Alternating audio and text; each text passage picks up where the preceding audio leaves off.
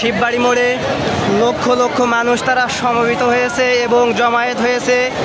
স্বৈরাচার মুক্ত বাংলাদেশ, নতুন প্রজন্ম আবারও তারা স্বাধীন করে দেখালো। স্বৈরাচারের হাত থেকে কিভাবে বাংলাদেশ স্বাধীন করতে হয়, এই স্বৈরাচার দীর্ঘ 16 বছর ধরে মানুষের মুখের স্বাধীনতা কেড়ে নিয়েছিল। মানুষের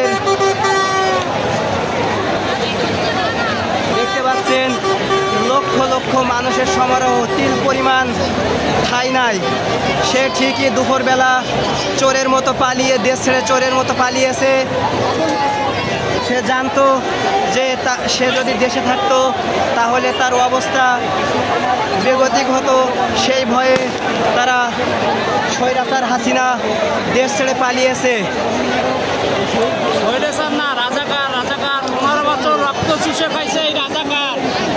গরিবের টাকা রক্তের মতন চুষে খাইছে এই রাজাকারের বাচ্চা। বাংলাদেশের ছাত্ররা রাজাকার কইছে এই পুত্তর বাচ্চা হাসিনা। ঠিক এজন্য এক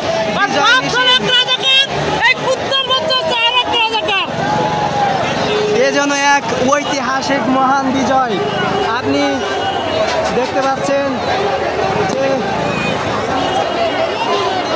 মানুষ তারা তাদের আনন্দ মিছিল নিয়ে একে একে সবাই শিববাড়ি মোড়ে জমায়েত হয়েছে এবং একে অপরের সাথে এই আনন্দ ভাগাভাগি করছে যে বাংলা থেকে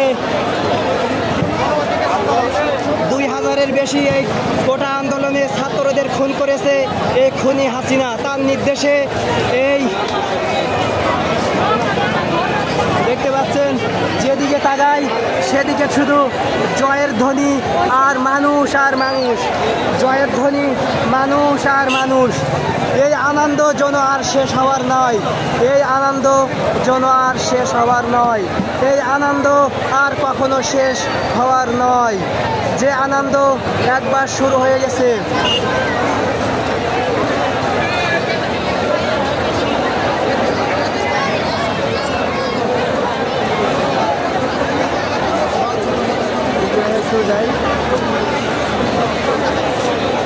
মানুষ তাদের ভাতের অধিকার ফিরে পেয়েছে, মানুষ তাদের কথা বলার স্বাধীনতার অধিকার ফিরে পেয়েছে, মানুষ তাদের ন্যায্য অধিকার কিভাবে আদায় করে নিতে হয়, বাঙালি যেভাবে 71-এ পাকিস্তানের হানাদার বাহিনীর হাত থেকে বাংলাদেশ স্বাধীন করেছিল, এই নতুন প্রজন্ম আমজনতা সাধারণ মানুষকে সাথে নিয়ে আরও একবার দেশটাকে নতুনভাবে স্বৈরাচারের হাত থেকে স্বাধীন করলো।